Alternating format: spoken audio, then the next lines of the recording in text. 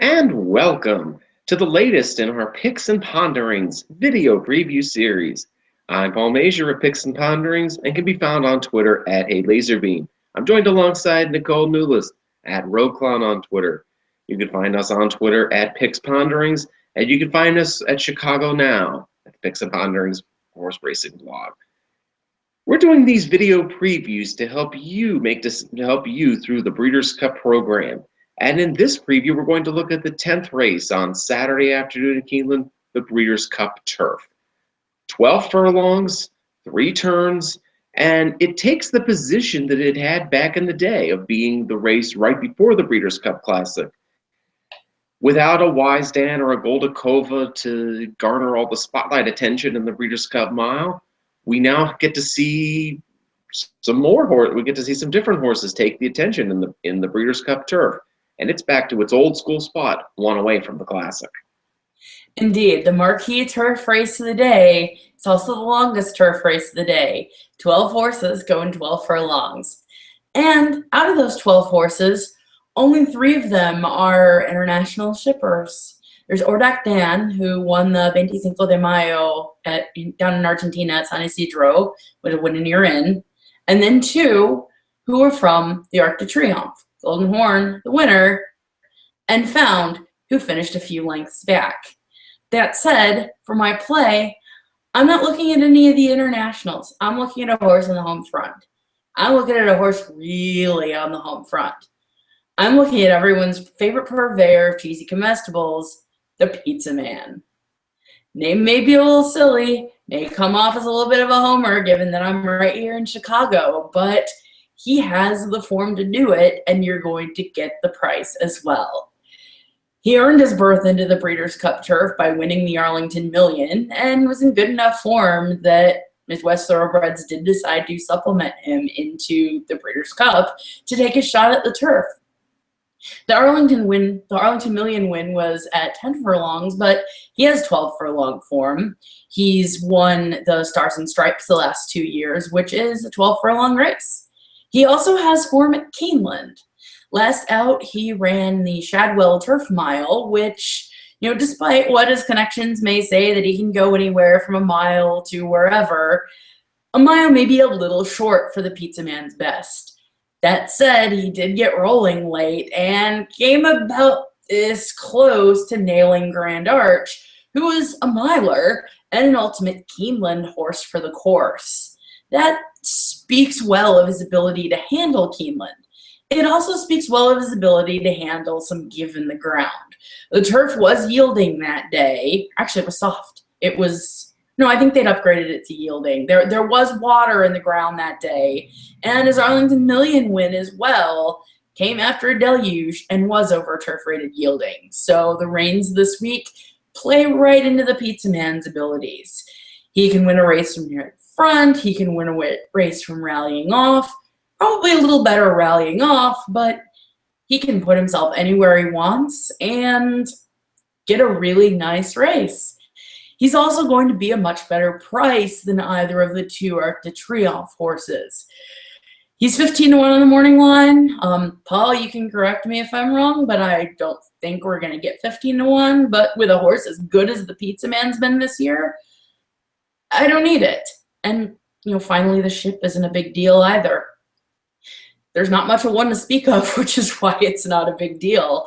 Roger Bergman was based in Illinois for so long, but this year he's based at Churchill. It's a quick trip from Churchill down to Keeneland. He did it for the Shadwell, and he can do it again for the Breeders' Cup Turf. There's everything to like about the Pizza Man. 15 to 1 on his morning line will not be seen on Great Moments in Morning Line Making. I agree it's a Battaglia special through and through. Half of that is going to be his price. Now, Golden Horn is a horse we've barely discussed right now, and we need to take some time and talk about the ARC winner because he's going to be your morning line favorite. Golden Horn is neither my pass nor my play, but he's going to be influential in the reasoning of this race. The Arc de Triomphe is a race that everybody wants to win. European horsemen want to win the Arc de Triomphe. Japanese horsemen want to win the Arc de Triomphe. American horsemen want to win the Arc de Triomphe.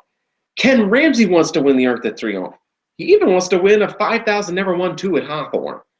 But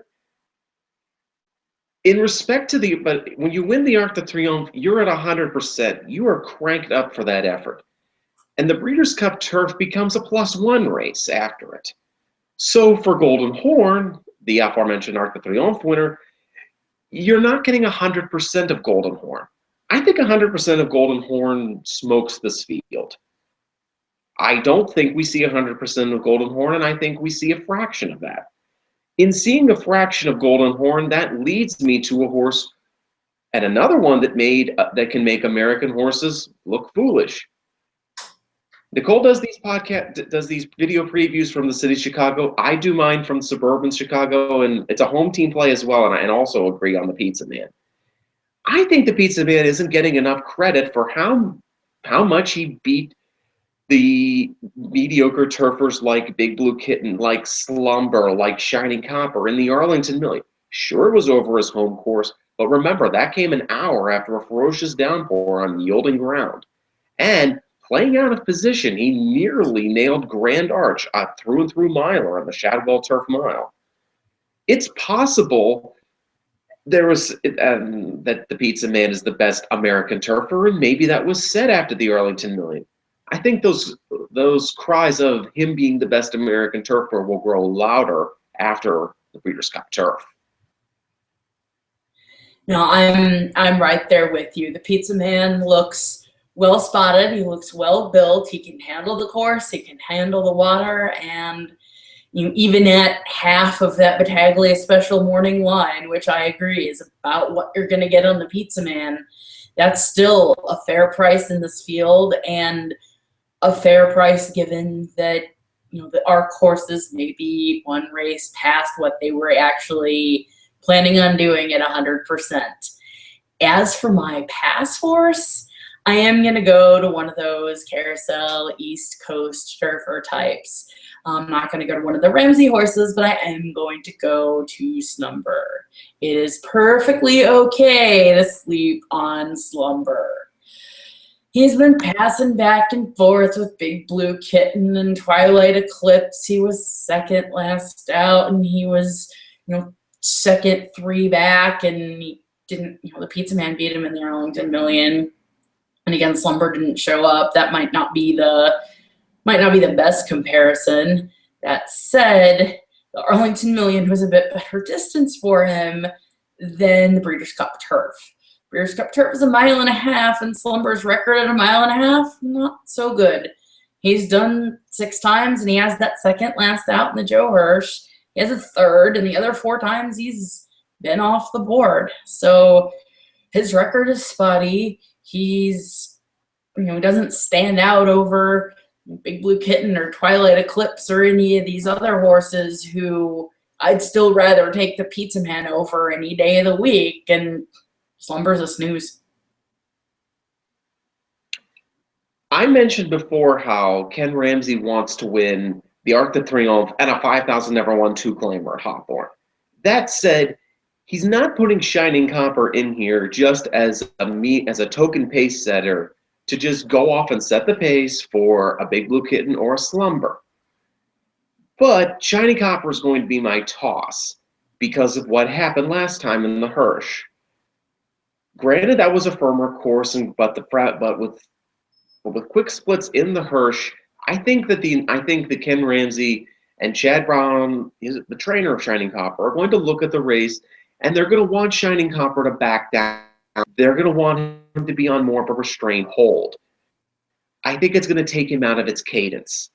The ground isn't an issue for him. Remember, he forgot to slow down in the Arlington Million on that wet course, and there's quality. He also forgot to slow down in the United Nations, and both times in the United Nations and in the Arlington Million, he got into the bottom half of the Superfecta. But here in the Grade 1 Breeders' Cup Turf, I think Shining Copper's taken out of his cadence. Do I think he's going to be the rabbit? Maybe, maybe not. But I don't think that Ken Ramsey's just putting him in here to make him as a useless pace setter. he's probably a turfer that could win a race like the Hollywood Turf Cup or the McKnight Handicap after a Breeders' Cup on his own merits.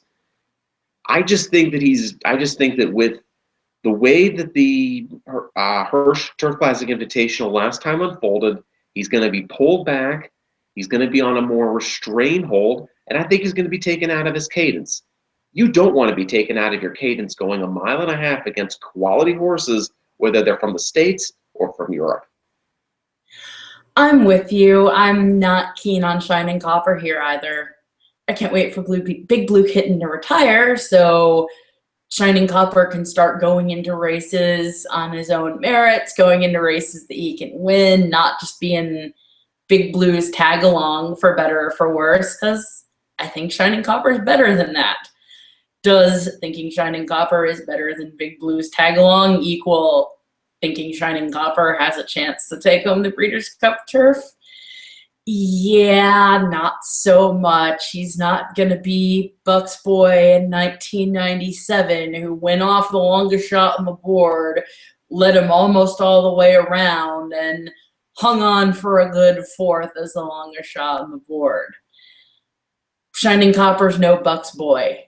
However, the Pizza Man looks like a good shot to be the next Illinois bred after Buck's boy, who won the next year, to win the Breeders' Cup turf. He, number 10, the Pizza Man, is my play. And my pass is the number 4, Slumber. For me, my play as well is number 10, the Pizza Man, as I'm looking for the Midwest Bruggerman owner-trainer team to have back-to-back wins on the Breeders' Cup program. My pass also comes from the Ramsey barn. It's number 2, Shining Copper, who I think has taken off his cadence, and that will be his undoing. We thank you for watching our Picks and Ponderings video preview series. Good luck on Breeders' Cup Saturday.